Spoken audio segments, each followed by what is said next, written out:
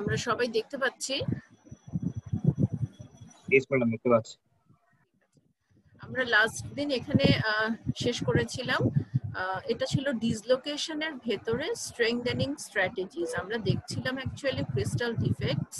তার ভিতরে যখন আমরা সেকেন্ড কাইন্ড অফ ডিফেক্টস দেখছি, লাইন ডিফেক্টস গুলো, সেখানে ছিল ডিসলোকেশন। মূলত ডিসলোকেশনের সাথে রিলেটেড হচ্ছে স্ট্রেংথেনিং স্ট্র্যাটেজিস বা স্ট্রেংথেনিং মেকানিজমস। যদি আমরা একটা মেটালের স্ট্রেংথ বাড়াতে চাই, এটাকে যদি হার্ডার করতে চাই, তাহলে এই ডিসলোকেশনের সাথে এই জিনিসটা মানে সম্পর্কিত। সেই জন্য আমরা ডিসলোকেশনের ভেতরেই এই জিনিসটা দেখছি। সো স্ট্রেংথেনিং স্ট্র্যাটেজিস ছিল এরকম, আমরা জাস্ট শুরু করেছিলাম এটা, to strengthen a metal, make it harder for dislocations to move। সেখানে তিন ধরনের ওয়ে আমরা দেখেছিলাম, শুরু করেছিলাম। একটা ছিল grain strengthening, solid solution strengthening এবং স্ট্রেইন হার্ডেনিং। আমরা একটুখানি যেটা একটু দেখেছিলাম, strengthening by grain size reduction,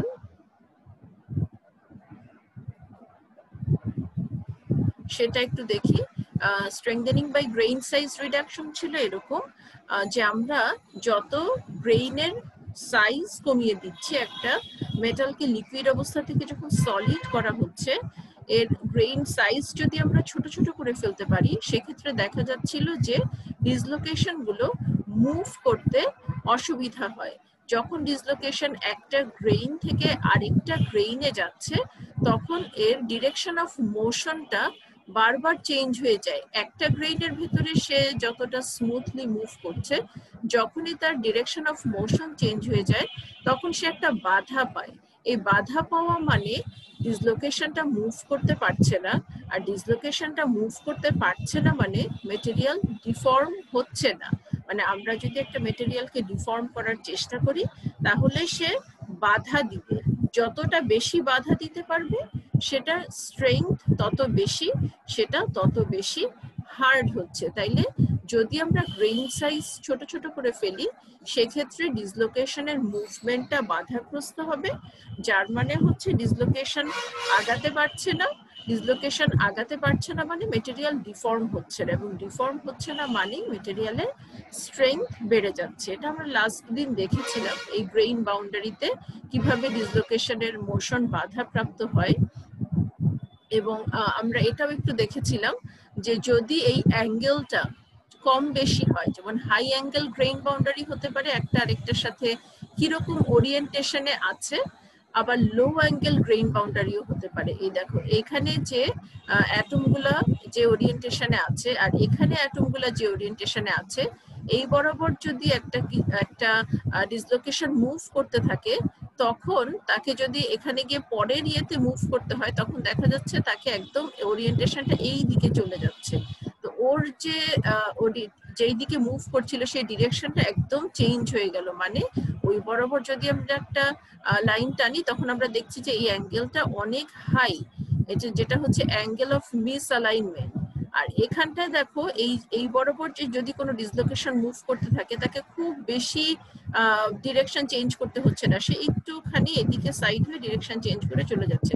so এগুলো হচ্ছে লো অ্যাঙ্গেল গ্রেইন বাউন্ডারি। যার মানে যদি হাই অ্যাঙ্গেল গ্রেইন বাউন্ডারি থাকে, সেই ক্ষেত্রে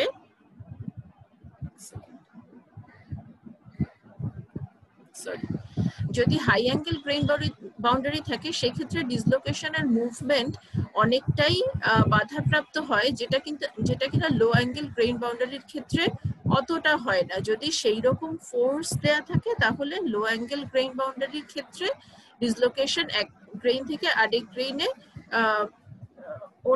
এটার চাইতে সহজে মুভ করতে পারে।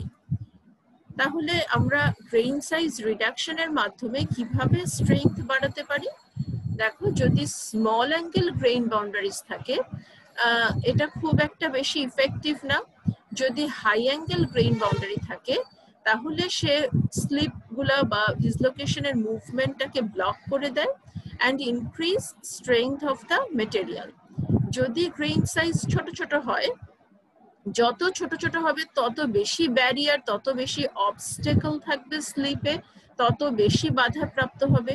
তাইলে এই জিনিসগুলো আমরা বুঝতে পারি যে গ্রেইন সাইজ আসলে কিভাবে এফেক্ট করে এই ডিসলোকেশনের মুভমেন্টকে। যার মানে গ্রেইন সাইজ যদি আমরা ছোট করে ফেলি এবং ছোট করার ফলে বা ছোট না হলেও যদি গ্রেইনের ওরিয়েন্টেশন গুলা অনেক ডিফারেন্ট হয়, যদি হাই অ্যাঙ্গেল গ্রেইন বাউন্ডারিজ হয় তাহলেও ডিসলোকেশন বাধাপ্রাপ্ত হবে। হাই অ্যাঙ্গেল গ্রেইন বাউন্ডারি এবং ছোট ছোট গ্রেইন সাইজের ক্ষেত্রে ডিসলোকেশনের মুভমেন্টটা বাধাপ্রাপ্ত হবে। ডিসলোকেশনের মুভমেন্ট বাধাপ্রাপ্ত হওয়া মানেই হচ্ছে ম্যাটেরিয়ালের স্ট্রেংথ বাড়ানো, বেড়ে যাওয়া। So the finer the grains, the larger the area of grain boundaries to impede dislocation motion, and the higher the applied stress needed to propagate dislocations through the material. আমরা বুঝতে পারি কিনা যে যত ছোট ছোট হবে গ্রেইন, যত ফাইন হবে, একটা হলো কোর্স গ্রেইন, বড় বড় গ্রেইন, আর ছোট গ্রেইনকে বলে হচ্ছে fine grain. The finer the grains, the larger the area of grain boundaries. এটা তো বুঝতে পারি যে গ্রেইন যত ছোট হবে গ্রেইন বাউন্ডারির এরিয়া তত বাড়তে থাকবে, তত বেশি গ্রেইন বাউন্ডারিজ থাকবে। To impede dislocation motion, বেশি গ্রেইন বাউন্ডারি থাকবে মানে ডিসলোকেশনের মোশনটা বাধাপ্রাপ্ত হবে। And the higher the applied stress needed to propagate dislocations through the material, যার মানে তোমাকে তখন অনেক বেশি স্ট্রেস দিতে হবে ওই ডিসলোকেশনটাকে মুভ করার জন্য। তুমি যদি মনে করো যে 5 কিলো নিউটন ফোর্স দিচ্ছিলে পার ইউনিট এরিয়াতে, এখন তোমার হয়তো সেখানে 10 কিলো নিউটন বা 20 কিলো নিউটন ফোর্স দিতে হবে ওই ডিসলোকেশনটাকে মুভ করার জন্য। যত আমরা গ্রেইন সাইজ যত ছোট করে ফেলবো, যত আমরা গ্রেইন বাউন্ডারিজ এরিয়া বাড়াতে পারবো, তত আমরা মেটেরিয়ালের স্ট্রেংথ বাড়াতে পারছি। এখানে দেখো হল পেচ রিলেশন আছে একটা, যে variation of yield strength with grain size. এটা একটা বিভিন্ন এক্সপেরিমেন্ট করে করে এই জিনিসটা, এই ইকুয়েশনটা বের করেছে, এই রিলেশনটা বের করেছে, যেখানে সিগমা ওয়াইটা হচ্ছে আমাদের ইল্ড স্ট্রেংথ। ইল্ড স্ট্রেংথ মানে একটা মেটেরিয়ালকে আমরা যদি প্লাস্টিক্যালি ডিফর্ম করতে চাই, তাহলে প্লাস্টিক ডিফর্মেশন আর ইল্ড হচ্ছে একই জিনিস। মানে তুমি এটাকে ডিফর্ম করছো, পার্মানেন্টলি ডিফর্ম করছো। একটা হতে পারে ইলাস্টিক ডিফর্মেশন, তুমি এটাকে ডিফর্ম করছো কিন্তু ফোর্সটা সরিয়ে নিলে সে আবার আগের অবস্থায় ফেরত চলে আসছে, সেটা হলো ইলাস্টিক ডিফর্মেশন। আর প্লাস্টিক ডিফর্মেশন বা ইল্ডিংটা কি? এটা হচ্ছে তুমি ফোর্স দিচ্ছ, মেটেরিয়াল হলো ডিফর্ম হয়ে যাচ্ছে এবং মেটেরিয়াল আর আগের অবস্থায় ফেরত আসছে না, সেটা হচ্ছে ইল্ডিং বা সেটা হলো প্লাস্টিক ডিফর্মেশন। তাইলে এই প্লাস্টিক ডিফর্মেশন বা এই মেটেরিয়ালের যে ইল্ড স্ট্রেংথ, সেইটা রিলেটেড দেখো এই দুটো কনস্ট্যান্ট, এই যে কে ওয়াই আর সিগমা নট, এই দুটো ভ্যালু হচ্ছে কনস্ট্যান্ট। এই যে ডিটা, এই ডিটা হচ্ছে আমাদের অ্যাভারেজ গ্রেইন ডায়ামিটার। ডিটা হলো অ্যাভারেজ গ্রেইন ডায়ামিটার, যার মানে ডি আমরা বুঝতে পারি এটা হচ্ছে ব্যস্তানুপাতিক। তোমার তাহলে ডি যত বাড়বে এটা তত কমবে, আর ডি যত কমবে এটা তত বাড়বে, বুঝতে পারি, ঠিক আছে? যার মানে যত গ্রেইন সাইজ ছোট ছোট হবে, গ্রেইনের পরিমাণ, গ্রেইন ডায়ামিটার যত ছোট হবে, তত আমাদের এই ইল্ড স্ট্রেসটা বাড়বে। ইল্ড স্ট্রেস বাড়ছে মানেই হচ্ছে মেটেরিয়ালের স্ট্রেংথ বাড়ছে। কোনো কোয়েশ্চেন আছে? আমরা পরের ইয়েটাতে যাব, সলিড সলিউশন স্ট্রেংথেনিং এ যাব। ম্যাম, হ্যাঁ বল। ম্যাম, প্লাস্টিক ডিফর্মেশনের আগে একটা পার্টিকুলার স্ট্রেস পর্যন্ত কি একটা ম্যাটেরিয়াল ইলাস্টিক ডিফর্মেশন এর যে ক্যারেক্টারিস্টিক্স? এক্স্যাক্টলি, আমি এটা এর পরের টপিকেই দেখাবো তোমাদের। এর পরেই আছে মেকানিক্যাল প্রপার্টিজ অফ মেটেরিয়ালস, সেখানেই তোমরা এই জিনিসগুলো আরো ডিটেইলে জানতে পারবে। হ্যাঁ, তুমি যেটা বলেছো একদম ঠিক, যে বেশিরভাগ মেটেরিয়ালই হচ্ছে প্লাস্টিক ডিফর্মেশনের আগে একটু অংশ হলেও তোমার ইলাস্টিক্যালি ডিফর্ম করে, যেখান থেকে লোডটা রিলিজ করে দিলে সে আবার আগের অবস্থায় ফেরত চলে আসতে পারে। ম্যাম, ম্যাম এখানে সিগমা নট দিয়ে কি বোঝানো হয়েছে? এটা হচ্ছে যে এগুলো সব মেটেরিয়ালস এর কনস্ট্যান্ট। এই যে সিগমা নট, এটা হচ্ছে materials constant for the starting stress for dislocation movement, মানে জাস্ট শুরু করার জন্য। মানে ডিসলোকেশন তো ওই যে যেটা বলছে যে তুমি ফোর্স দিচ্ছ একটা সময় গিয়ে তো শুরু হবে, মানে এমন তো না যে তুমি মনে করো 1 কিলো নিউটন ফোর্স দিলা পার ইউনিট এরিয়াতে, হ্যাঁ মানে দেওয়ার সাথে সাথেই তো সে মানে রেজিস্ট করবে, তো মেটেরিয়াল রেজিস্ট করবে। হ্যাঁ, কোনো মেটেরিয়ালের জন্য হচ্ছে 1 কিলো নিউটন দিলেই, মানে তুমি চিন্তা করো তুমি একটা কপারের ব্লক নিয়েছো আর তুমি একটা অ্যালুমিনিয়ামের ব্লক নিয়েছো, দুটা কি একইভাবে বিহেভ করবে? দুটার জন্য স্টার্টিং No. স্ট্রেস আলাদা হবে। একটা হয়তো কম লোডেই তোমার ডিফর্ম করা শুরু করে দিবে, আরেকটা হচ্ছে অনেক বেশি লোডেও সে ডিফর্ম করবে না, অনেকক্ষণ পর্যন্ত ওয়েট করবে। একটা হয়তো 50 কিলো নিউটন পার ইউনিট এরিয়াতেই সে ডিফর্মেশন শুরু হলো, আরেকটা হয়তো 500-তেও শুরু হলো না। সেটা হচ্ছে মানে ম্যাডাম স্টার্টিং এখানে স্ট্রেস। সিগমা নট হলো আমার একটা ডিসলোকেশন স্টার্টিং এর জন্য যে পরিমাণ স্ট্রেস দেওয়া লাগবে, আর সিগমা ওয়াই হলো আমার ফুল ম্যাটেরিয়ালটাতে আমার ডিসলোকেশন এক্স্যাক্টলি পুরাটার মধ্যে করতে যতটুকু লাগবে। হ্যাঁ, সিগমা নটটা হচ্ছে প্রত্যেকটা মেটেরিয়ালের জন্য আলাদা আলাদা কনস্ট্যান্ট। কপারের জন্য একটা, অ্যালুমিনিয়ামের জন্য ম্যাটেরিয়াল একটা, ডিপেন্ডেন্ট। জিঙ্কের জন্য একটা, হ্যাঁ ম্যাটেরিয়ালের সাথে রিলেটেড। আর সিগমা আচ্ছা, ওয়াইটা হলো তার গ্রেইন সাইজের উপর ডিপেন্ডেন্ট। হ্যাঁ সিগমা ওয়াইটা হচ্ছে একটা রিলেশন, মানে এই যে গ্রেইন সাইজের সাথে এই স্ট্রেংথটার রিলেশনটা কি। হ্যাঁ, এমনিতে সিগমা নট হচ্ছে তোমার এটা হলো তোমার এমনিতে যে কোনো মেটেরিয়ালের কনস্ট্যান্ট আলাদাভাবে, কিন্তু এটা তুমি যখন গ্রেইন সাইজ ছোট বড় করবো এই মেটেরিয়ালটার, তখন এটা একটা ফিক্সড ভ্যালু, সিগমা নটটা একটা ফিক্সড ভ্যালু, কিন্তু সিগমা ওয়াইটা চেঞ্জ হবে তোমার এইটার সাথে সাথে, এই যে ডি এর সাথে গ্রেইন সাইজের উপর। হ্যাঁ ম্যাম মানে কি হচ্ছে যে সিগমা নট হচ্ছে একটা নির্দিষ্ট ম্যাটেরিয়ালের জন্য আমি সিগমা নট পরিমাণ ফোর্স দিলেও কোনো কাজ করবে না, বাট সিগমা নটের পর থেকে সে কাজ করা শুরু করবে, সেরকম? এক্স্যাক্টলি, হ্যাঁ। Thank you ma'am. আমরা পরের টপিকটায় যাব। ঠিক আছে, এটা হচ্ছে সেকেন্ড যে মেকানিজমটা, সলিড সলিউশন স্ট্রেংথেনিং। আমরা তিনটা উপায় দেখবো যে কিভাবে মেটেরিয়ালের স্ট্রেংথ বাড়ানো যায়, তার মধ্যে এটা হচ্ছে সেকেন্ড ওয়েটা। এই সলিড সলিউশন স্ট্রেংথেনিং, এটার সাথে আবার ওই যে প্রথমে যে পয়েন্ট ডিফেক্টটা ছিল আমাদের, সেটা একটু রিলেটেড, সেটা একটু না সেটাই রিলেটেড আসলে। যেমন দেখো আমরা কি করেছিলাম, পয়েন্ট ডিফেক্টে দেখেছিলাম যে আমরা অ্যালয়িং করছি, আমরা ইন্টেনশনালি ডিফেক্ট তৈরি করছি মেটেরিয়ালের ভেতরে, সেটা কিন্তু মেটেরিয়ালের প্রপার্টি চেঞ্জ করে, মূলত স্ট্রেংথটাকে বাড়িয়ে দেয়। যেমন দেখো, alloying with impurity atoms that go into either substitutional or interstitial solid solution। তোমাদের আশা করছি মনে আছে, আমরা পয়েন্ট ডিফেক্টস এর একটা পর্যায়ে গিয়ে দেখেছিলাম যে আমরা যখন ইম্পিউরিটি অ্যাটম বা অ্যালয়িং এলিমেন্ট, অ্যালয়িং অ্যাটম গুলো যখন অ্যাড করছি, যেমন আমরা কার্বন অ্যাড করেছিলাম আয়রনের ভিতরে, আমরা মনে হয় নিকেল অ্যাড করেছিলাম কপারের মধ্যে, বা কপার অ্যাড করেছি নিকেলের মধ্যে, যেটাই হোক, আমরা দেখছিলাম যে এটার প্রপার্টি ইমপ্রুভ করছে। সো আমরা যখন এটা অ্যাড করছি তখন এটা হয় সাবস্টিটিউশনাল সলিড সলিউশন ফর্ম করছে অথবা ইন্টারস্টিশিয়াল সলিড সলিউশন ফর্ম করছে। এটা আমরা দেখেছিলাম লাস্ট দিন, তো পয়েন্ট ডিফেক্টস এর মধ্যে দেখেছিলাম দুটা ক্লাস আগে সম্ভবত। এখন যখন আমরা এই যে অ্যালয়িং এলিমেন্ট অ্যাড করছি, সেটা আসলে কিভাবে স্ট্রেংথটা বাড়াচ্ছে। আমরা বলছি যে অ্যালয়িং করছি আমরা মূলত কিছু প্রপার্টি ইমপ্রুভ করার জন্য, তাহলে অ্যালয়িং করার ফলে এই যে অ্যাটমগুলা সাবস্টিটিউশনাল সলিড সলিউশন ফর্ম করছে বা ইন্টারস্টিশিয়াল সলিড সলিউশন ফর্ম করছে, তাতে করে তোমার মেটেরিয়ালের স্ট্রেংথ কিভাবে বৃদ্ধি পাচ্ছে আসলে সেটা দেখো। ওই যে পয়েন্ট ডিফেক্টস আর এখন ওটার যে ইফেক্ট, আমরা অ্যালয়িং এলিমেন্ট অ্যাড করার ফলে যে একটা ইফেক্ট তৈরি হলো, সেটার সাথে মেটেরিয়ালের স্ট্রেংথেনিং বা স্ট্রেংথ কিভাবে বাড়ে কমে সেটা আমরা দেখি। এখানে দেখো দুইটা গ্রাফ দেখানো আছে। এই যে নিকেল কন্টেন্ট বাড়ার সাথে সাথে এটা কিসের মধ্যে দেখতে পাচ্ছি না, কিছু একটার মধ্যে নিকেল অ্যাড করেছে। দেখো নিকেল অ্যাড করেছে যে 10% নিকেল, 20%, 30%, 40%, 50% নিকেল অ্যাড করে দেখো টেনসাইল স্ট্রেংথ এই বরাবর হচ্ছে টেনসাইল স্ট্রেংথ মেগা প্যাসকেলে। তোমার টেনসাইল স্ট্রেংথ 200 থেকে বাড়তে বাড়তে হয়ে গেছে 400-র বেশি। এদিকে টেনসাইল স্ট্রেংথটা দিয়েছে কেএসআই তে, হ্যাঁ এটা কেএসআইটা কি স্কোয়ার ইঞ্চ কিছু একটা মনে হয়, আমরা মেগাপ্যাসকেলেই সবসময় দেখি।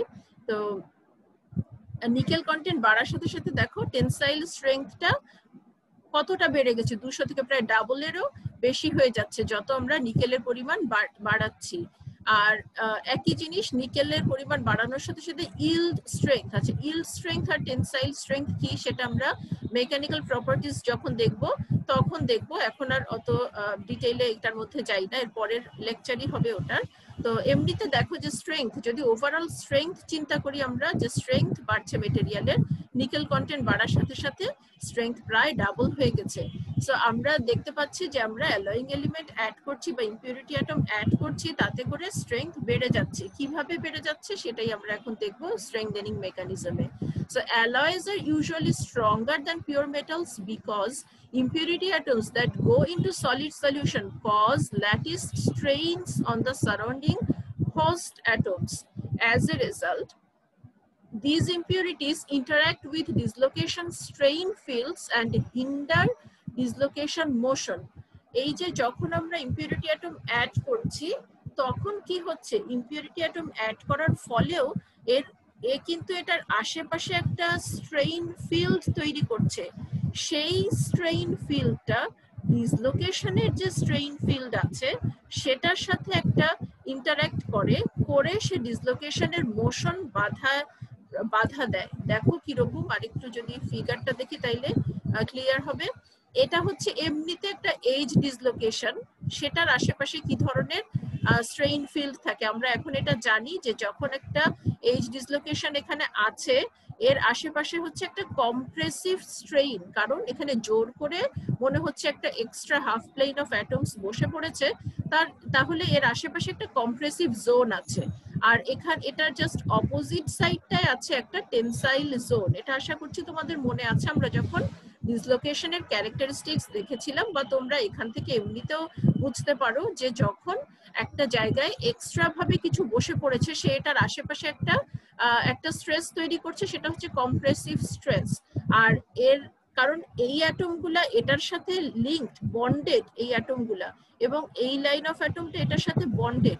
সো যখন এই কম্প্রেসিভ জোন তৈরির ফলে যখন একটু সরে গেছে, এখানে জোর করে এর ভেতরে একটা এক্সট্রা প্লেন অফ অ্যাটমস বসে আছে, এই লাইন অফ অ্যাটমসটা চেষ্টা করছে এটাকেও টেনে ওর সাথে নিয়ে আসতে, ওর যে লাইনে আছে সেটাকে নিয়ে আসতে। এই লাইন অফ অ্যাটম চেষ্টা করছে এটাকে টেনে ওর সাথে নিয়ে আসতে, যার ফলে এরা আবার একটা টেনশন জোনের মধ্যে আছে। সো ডিসলোকেশনের আশেপাশে থাকে হচ্ছে একটা কম্প্রেসিভ জোন, আর এটার আশেপাশে থাকে হচ্ছে একটা টেনসাইল জোন। এটা গেল ডিসলোকেশনের ক্ষেত্রে। যখন আমরা এই যে অ্যালয়িং এলিমেন্ট যখন অ্যাড করছি তখন কি হচ্ছে, সে অ্যালয়িং এলিমেন্টটা এই যে ছোটও হতে পারে, অ্যালয়িং এলিমেন্টটা বড়ও হতে পারে। হোস্ট অ্যাটমের চাইতে এটার সাইজ ছোটও হতে পারে, এটার সাইজ একটু বড়ও হতে পারে। তো যদি খুব ছোট হয়, যে তোমার হোস্ট অ্যাটমের চাইতে এটা ছোট, স্মল সাবস্টিটিউশনাল অ্যাটম যদি থাকে, তাহলে কি হবে, এটার আশেপাশে একটা টেনসাইল জোন থাকবে। আর যদি লার্জ সাবস্টিটিউশনাল অ্যাটম থাকে তাহলে কি হবে, এটার আশেপাশে একটা কম্প্রেসিভ জোন থাকে। এটা আমরা অনেকটাই ছবিটা দেখে গেস করতে পারার কথা, যে একটা বড় মোটা একজন মানুষ যদি আমাদের মাঝখানে বসে পড়ে তাহলে আমরা একটা কম্প্রেস ফিল করব। আর যদি আমরা দেখি যে এই জায়গাটায় মানে অনেকটা জায়গা যেখানে এখানে একটা এরকম একটা হোস্ট অ্যাটম বসে থাকার কথা ছিল, কিন্তু এখানে একটা ছোট সাইজের অ্যাটম বসে আছে, তখন এখানে মনে হচ্ছে একটা মানে ফাঁকা জায়গা। তখন এই অ্যাটম গুলো তো আসলে একটা লাইন বরাবর বন্ডেড আছে, এরা তখন একটুখানি এই দিকটায় মনে হবে যে টানছে, মাঝখানের এই জায়গাটা মনে হবে যে এদেরকে টানছে, একটা টান অনুভব করবে, একটা টেনসাইল জোন এই জায়গাটায় ক্রিয়েট হবে। এটা গেল একটা ডিসলোকেশনের কি ধরনের স্ট্রেইন ফিল্ড থাকে এটার আশেপাশে। আর এগুলা হচ্ছে stresses around an impurity atom. একটা ইম্পিউরিটি অ্যাটমের আশেপাশে কি ধরনের strain field থাকে। So just like dislocations, smaller and larger substitutional impurities produce localized stresses at the lattice. যে ডিসলোকেশনের মতন এই ছোট বা বড় সাবস্টিটিউশনাল ইম্পিউরিটি অ্যাটম গুলো একটা লোকালাইজড স্ট্রেস তৈরি করে ল্যাটিসের মধ্যে। আমরা আরেকটু আগাই, যদি কোনো কোয়েশ্চেন থাকে তোমরা করতে পারো, না হলে আমি কন্টিনিউ করছি। নাই মনে হচ্ছে কোয়েশ্চেন। এটা হচ্ছে আমাদের যদি ছোট ইম্পিউরিটি অ্যাটম অ্যাড করা হয় তখন সে কি করে, representation of tensile lattice strains imposed on host atoms by a smaller substitutional impurity atom। যদি একটা ছোট সাবস্টিটিউশনাল ইম্পিউরিটি অ্যাটম আমরা অ্যাড করি তখন সে কি করে, সে প্রেফারেবলি গিয়ে বসে পড়ে, দেখো এই জায়গাটায়, কোন জায়গাটায়, এটার আশেপাশে কি আছে, টেনসাইল জোন আছে, আর এই যে ডিসলোকেশন, এই যে দেখো এক্সট্রা প্লেন অফ অ্যাটমটা, এটার আশেপাশে কি আছে, কম্প্রেসিভ জোন আছে। আমরা কি বুঝতে পারি যে এটা প্রেফারেবলি গিয়ে বসবে একটা কম্প্রেসিভ জোনে, কারণ আমরা তো বুঝতে পারি যে টেনসাইল জোন একসাথে থাকবে না, কম্প্রেসিভ জোন একসাথে মানে একটা আরেকটাকে অ্যাট্রাক্ট করবে না। সো আমরা যদি একটা ছোট অ্যাটম অ্যাড করি, সাবস্টিটিউশনাল ইম্পিউরিটি অ্যাটম অ্যাড করি, সে প্রেফারেবলি গিয়ে ওই ডিসলোকেশন গুলো সেই জায়গায় বসবে যেখানটায় কিনা একটা কম্প্রেসিভ জোন আছে। এটা কি আমরা বুঝতে পারছি? জি ম্যাম।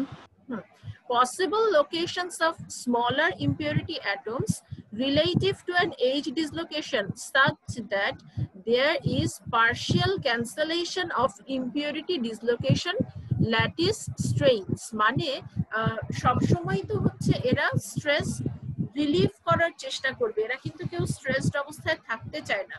যখন একটা মেটালের ভেতরে ডিসলোকেশনটা আছে মানে ওই জায়গায় একটা কম্প্রেসিভ জোন আছে, তার থেকে দূরে একটা টেনসাইল জোন আছে, তো যখনই আমরা একটা ইম্পিউরিটি অ্যাটম ওটার মধ্যে অ্যাড করে দিচ্ছি ইন্টেনশনালি, ইম্পিউরিটি অ্যাটমটা চেষ্টা করে তারও তো একটা বসতে গেলে তার আশেপাশেও একটা স্ট্রেইন একটা তৈরি হবে, তার আশেপাশেও একটা জোন তৈরি হচ্ছে, সেটা টেনসাইল হোক বা কম্প্রেসিভ হোক, সেটা ডিপেন্ড করে তার সাইজের উপরে।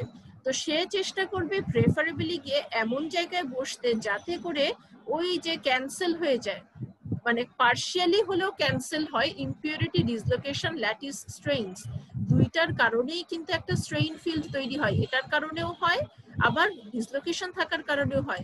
যার মানে এই ধরনের একটা অ্যাটম প্রেফারেবলি গিয়ে বসবে হচ্ছে এই জায়গায়, আর এই ধরনের একটা অ্যাটম তাহলে কোথায় গিয়ে বসবে বুঝতে পারি আমরা, এই জায়গায় যেখানে এটা কম্প্রেসিভ জোন তৈরি করছে, ও চেষ্টা করবে এরকম একটা জায়গায় গিয়ে বসতে।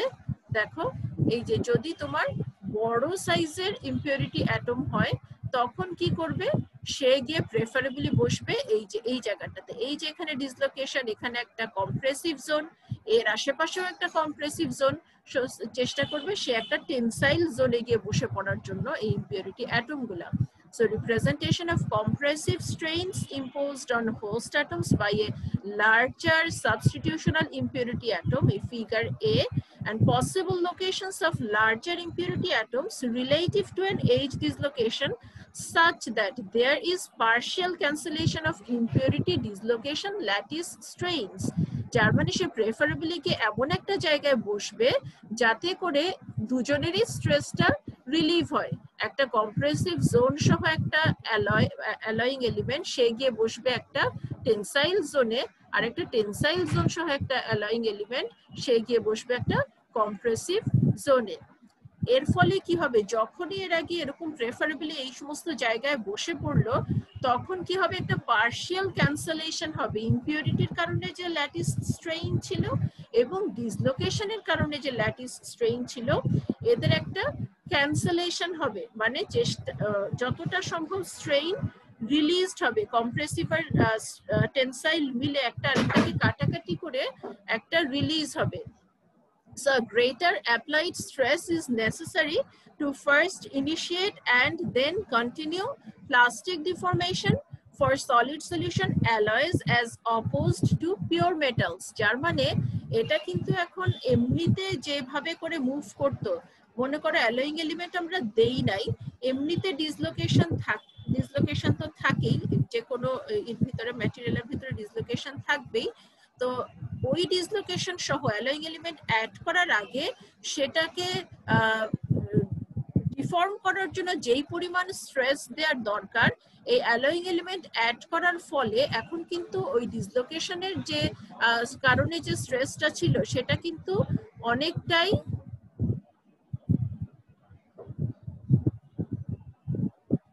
অনেকটাই হচ্ছে ক্যান্সেল হয়ে যাচ্ছে, সেই কারণে সে কিন্তু অনেকটা পারফেক্ট ক্রিস্টালের মতন বিহেভ করবে।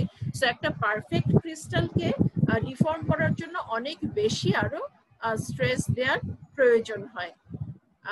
আমরা কি বুঝতে পারছি? পরের টপিকটায় যাব। তোমরা একটু যদি ছবিটা ড্র করো, এখন না করলেও আমার মনে হয় ক্লাসের পরে যদি একটু করো, তাইলে মনে হয় মাথার মধ্যে একটু ভালো মতো ঢুকে যাবে। যদি একটু খুব শর্ট করে এটা ড্র করে নাও। ম্যাম বলো। ম্যাম মানে আমরা তো সাবস্টিটিউশনাল অ্যাটম বসাই যখন কোনো মানে কোনো একটা হোস্ট অ্যাটমে একটা জায়গায় ভ্যাকেন্সি থাকে সেখানে, যেহেতু সাবস্টিটিউট।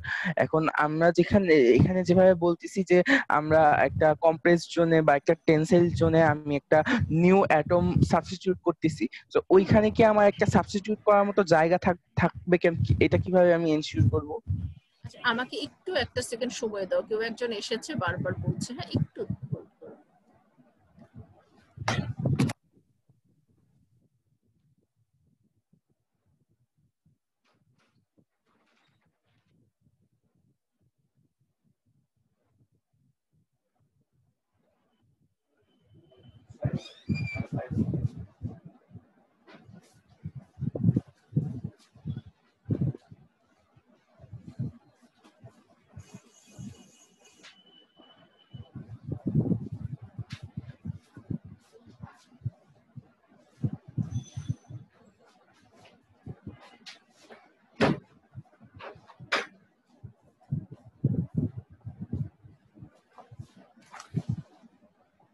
শ্রীমতি সরি, একটুখানি কোয়েশ্চেনটা আরেকবার বলবা?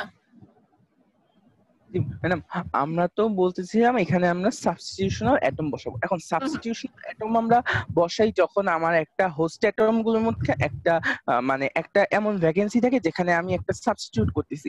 এখন ম্যাডাম না, আচ্ছা এখানে একটা প্রবলেম হচ্ছে।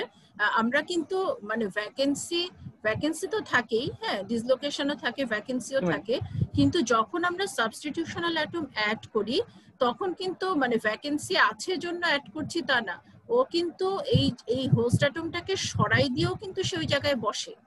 হ্যাঁ, মানে মনে করো এই জায়গায় সরাই দিয়ে সে বসছে, আমরা তো অ্যালোয়িং এলিমেন্ট অ্যাড করছি, তখন ও সাবস্টিটিউট করে গিয়ে বসে। এই যে এটা অ্যাড করছি, সে গিয়ে হোস্ট অ্যাটমকে, সেজন্যই তো এটার নাম সাবস্টিটিউশনাল ইম্পিউরিটি। আর ইন্টারস্টিশিয়াল ইম্পিউরিটি হচ্ছে যখন সে গিয়ে এই জায়গাটায় বসবে বা এই জায়গাটায় বসবে। হ্যাঁ, ভ্যাকেন্সি তো আছেই, ভ্যাকেন্সি থাকলে তো সে ওখানে বসে পড়লো, সেটা তো একটা আছেই। আর ভ্যাকেন্সি না কম থাকলেও সেখানটায় গিয়ে বসবে। ব্যাপারটা হলো আমি যখন একটা হোস্টের মধ্যে একটা মানে সাবস্টিটিউশনাল অ্যাটম হিসেবে অন্য একটা অ্যাটম অ্যাড করি, তখন সে মানে যেই অ্যাটমটাকে সাবস্টিটিউট করে বসবে সেটা হবে এরকম, মানে এমন ভাবে বসবে যাতে টেনসাইল জোন বা কম্প্রেস জোনটা মানে প্রেসারটা মিনিমাম হয়।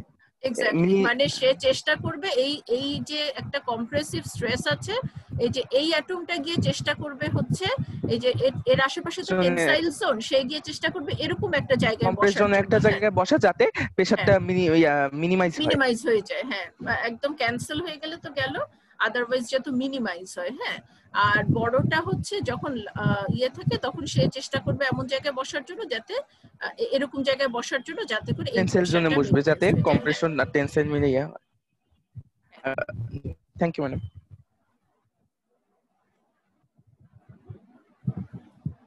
আচ্ছা, এরপরে হচ্ছে আমাদের স্ট্রেইন হার্ডেনিং।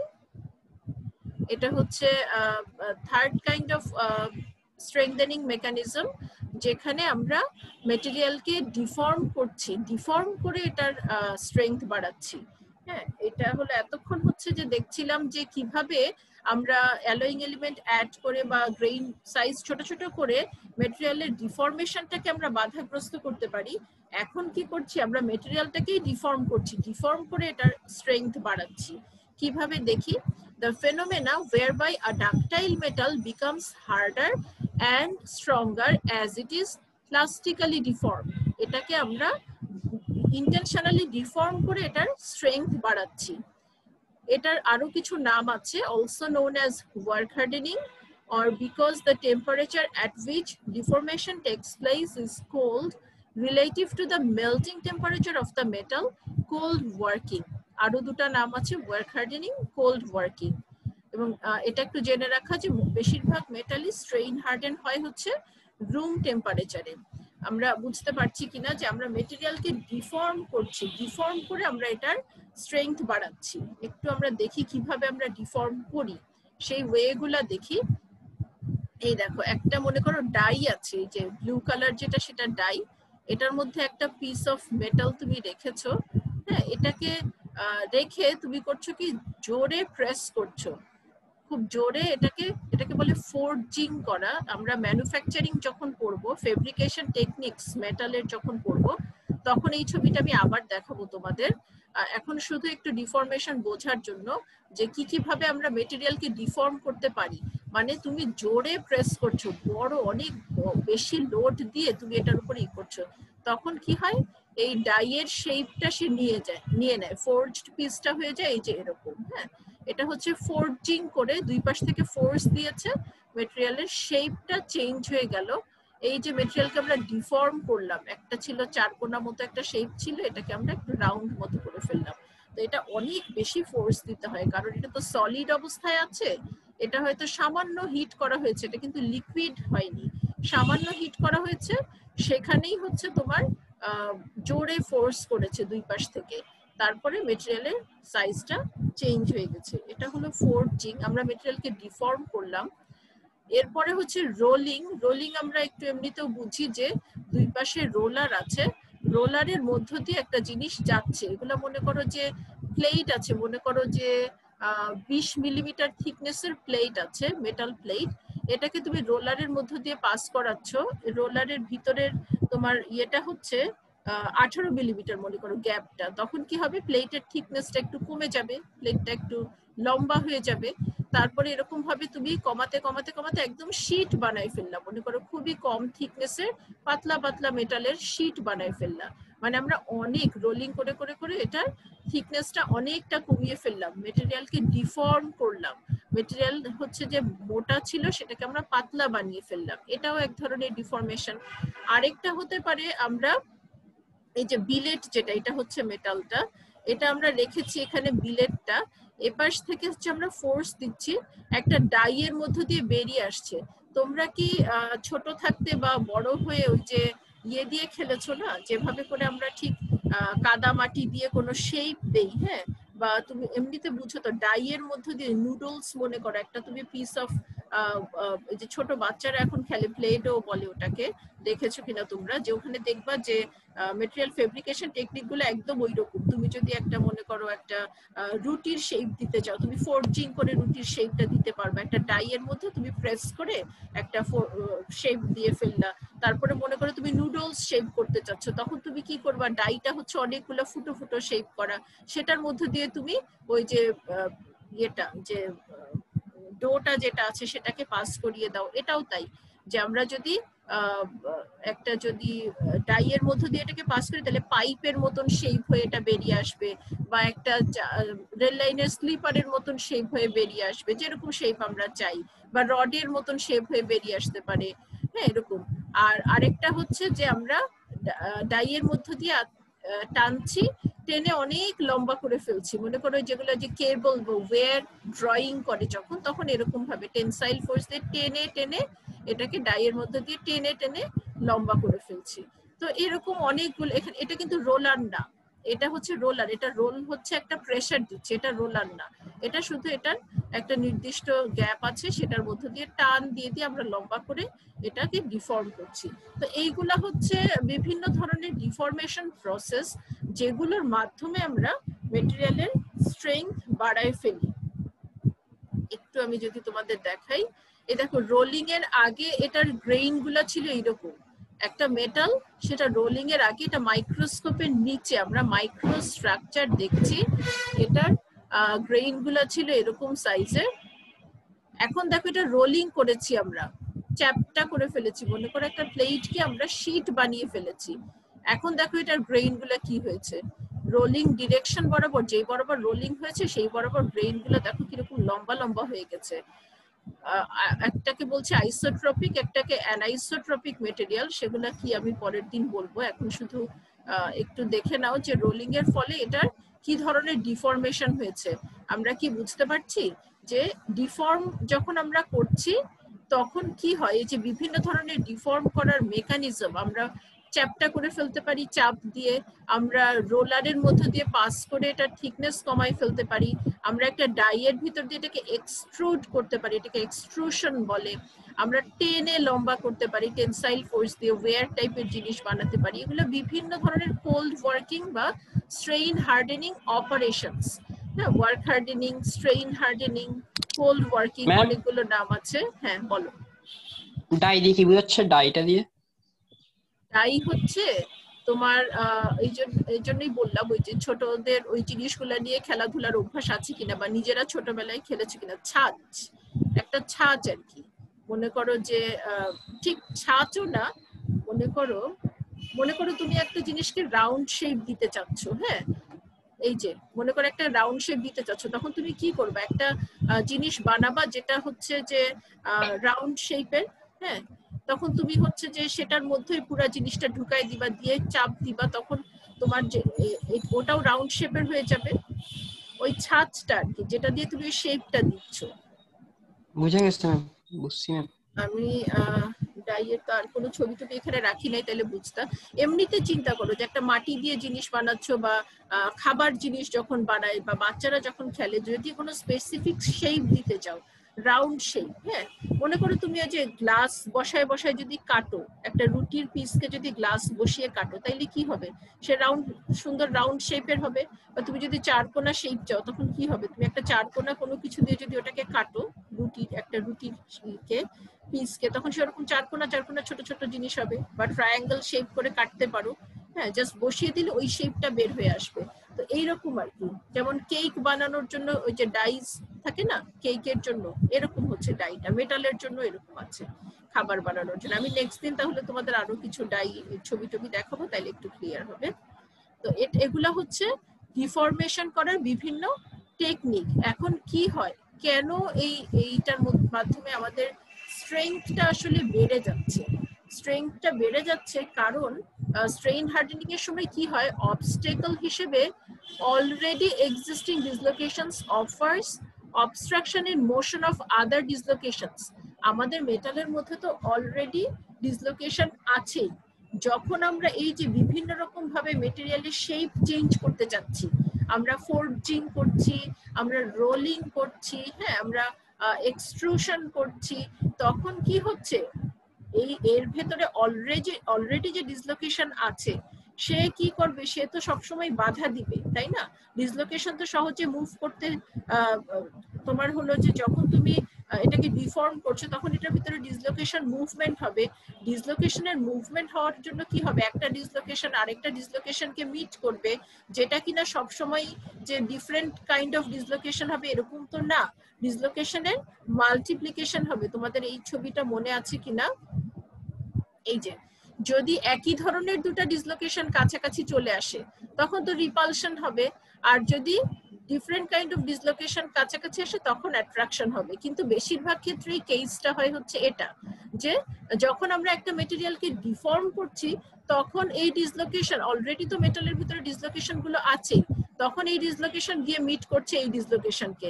আর আমরা তো ডিফর্ম করছি, জোর করে আমরা ডিফর্ম করছি, শেপ চেঞ্জ করছি, অনেক বেশি ফোর্স দিয়ে আমরা শেপ চেঞ্জ করছি। শেপ চেঞ্জ করা মানে কি, একটা চারকোনা জিনিসকে তুমি চ্যাপটা করে পাতলা বানায় ফেললা, 20 মিলি থিকনেস থেকে 1 মিলিমিটার থিকনেস বানায় ফেললা, তখন কি হবে, ওর তো মুভ করতেই হয়েছে, মেটেরিয়ালকে অনেকটা ডিফর্ম করতে হয়েছে, এবং ডিফর্ম করতে গিয়ে এ মিট করেছে এ কে, এবং সে চায় নাই মিট করতে, তারপরেও সে এটার কাছাকাছি চলে আসছে, কারণ তুমি অনেক বেশি ফোর্স দিয়েছো। তখন কি হয়, ডিসলোকেশনের ডেনসিটি অনেক বেড়ে যায়। এই যে আমি বলেছিলাম যে যখন হলো ডিসলোকেশন, আমরা মেটেরিয়ালকে যখন ডিফর্ম করি, তখন আস্তে আস্তে আস্তে আস্তে ডিসলোকেশনের ডেনসিটি বাড়তে বাড়তে দেখো কত বেশি বেড়ে গেছে। যে কেয়ারফুলি প্রিপেয়ার্ড স্যাম্পল যে এমনিতে আছে, আর হেভিলি ডিফর্মড স্যাম্পল, এই যে আমরা এখন যে ডিফর্মেশন প্রসেসগুলো দেখলাম, অনেক ডিফর্ম হয়ে গেছে, সেটার মধ্যে দেখো ডিসলোকেশনের ডেনসিটি কত বেড়ে গেছে। তো এই যে ডিসলোকেশনের ডেনসিটি বাড়ছে, ডিসলোকেশনের ডেনসিটি বাড়ার জন্যই motion of a dislocation is hindered by the presence of other dislocations. এইরকম জায়গায় এরকম একটা মেটালকে ডিফর্ম করা যতটা ইজি, এইরকম একটা মেটালকে মানে ডিফরমেশনের ফলেই মনে করে এটা হয়েছে, হওয়ার পরে এই জিনিস তৈরি হয়েছে, এই মেটালকে ডিফর্ম করতে কিন্তু তোমাকে অনেক বেশি স্ট্রেংথ দিতে হবে, যার মানে আমরা এই ডিফর্মেশন টেকনিকের মাধ্যমে একটা মেটালের ডিসলোকেশনের ডেনসিটি বানিয়ে ফেলেছি এইরকম। এখন এটাকে যদি আমরা আবার ডিফর্ম করতে চাই, মানে এখন আমাদের যে প্রোডাক্ট মনে করো যে পাতলা শীটটা, সেটার মধ্যে ডিসলোকেশন গুলো এভাবে আছে, শুরুতে মোটা প্লেটের মধ্যে ডিসলোকেশন গুলো এরকম ভাবে ছিল, এখন আমরা ডিফর্ম করে ডিসলোকেশনের ডেনসিটি বানিয়ে ফেলেছি এরকম। এখন যদি তুমি এই শীটকে যদি আবার ডিফর্ম করতে চাও, তখন এর কিন্তু অনেক বেশি, এটাকে যেই স্ট্রেংথ দিয়ে ডিফর্ম করতে পারছিলে, এটাকে ডিফর্ম করতে অনেক বেশি স্ট্রেংথ প্রয়োজন হবে। এখানে আমরা আজকে স্টপ করি, কোনো কোয়েশ্চেন আছে কিনা? স্ট্রেইন হার্ডেনিং, স্ট্রেইন হার্ডেনিংটা একটু মানে কিরকম যেন, মানে প্রথমে হয়তো বুঝতে একটু অসুবিধা লাগে, যে একটা জিনিস অলরেডি ডিসলোকেশন আছে, ওই ডিসলোকেশন গুলাই আবার মাল্টিপ্লিকেশন হয়, মাল্টিপ্লিকেশন হয়ে সে আবার ফার্দার ডিসলোকেশনের মুভমেন্টকে বাধা দিতে থাকে। ম্যাম ঠিক আছে, হ্যাঁ বল। ম্যাম স্ট্রেইন হার্ডেনিং এর ক্ষেত্রে আমরা যে ম্যাম আমার তো এরিয়াটা আমাদের চেঞ্জ হয়ে যাচ্ছে ম্যাটেরিয়ালের। হ্যাঁ ম্যাম আমাদের এরিয়া, আমরা যে ম্যাম ডায়ের ভিতর দিয়ে যখন হচ্ছে ম্যাম আমরা জিনিসটা মুভ করাচ্ছি, তখন তো ম্যাম ওইটার তো ম্যাম শেপ চেঞ্জ হয়ে যাচ্ছে, তাই তো ম্যাম? কিছু চেঞ্জ হচ্ছে, হ্যাঁ। এখন ম্যাম গ্রেইন নাম্বার তো চেঞ্জ হবে না কখনোই। এই যে গ্রেইন নাম্বার চেঞ্জ না হলেও গ্রেইনটার অবস্থা হবে এরকম, এই গ্রেইন গুলাই দেখো লম্বা লম্বা হয়ে গেছে, এই যে এইটা যে গ্রেইন ছিল সেগুলো এখন হয়ে গেছে, মানে গ্রেইনের শেপটা চেঞ্জ হয়ে যাবে। জি ম্যাম। এই আইসোট্রপিক অ্যানিসোট্রপিক ম্যাটেরিয়াল আমি নেক্সট ক্লাসে বলবো। হ্যাঁ, গ্রেইনের শেপ চেঞ্জ হয়ে যাবে। আর ম্যাম আমরা যখন মোল্টেন মেটাল থেকে আমরা যখন সলিডিফিকেশন করি, তখন ম্যাম যদি আমরা খুব কুইকলি যদি হচ্ছে ম্যাম মানে জিনিস প্রসেসটা খুব কুইকলি করি, তাহলে ম্যাম গ্রেইন সংখ্যা হচ্ছে আমার মানে অনেক বাড়বে, বেশি হয়ে যাবে। হ্যাঁ, ছোট ছোট গ্রেইন হবে, বেশি হবে। এটা কি ম্যাম হচ্ছে আমাদের ডিসলোকেশনের যে মুভমেন্ট, এইটা হচ্ছে ম্যাম, তাহলে ম্যাম এটার কারণে বেশি হিন্ড্রেন্স হবে যদি আমাদের গ্রেইন নাম্বারটা যদি বাড়ে আর সলিডিফিকেশন যদি খুব তাড়াতাড়ি করা হয়। হ্যাঁ, বুঝতে পারছি। Thank you ma'am.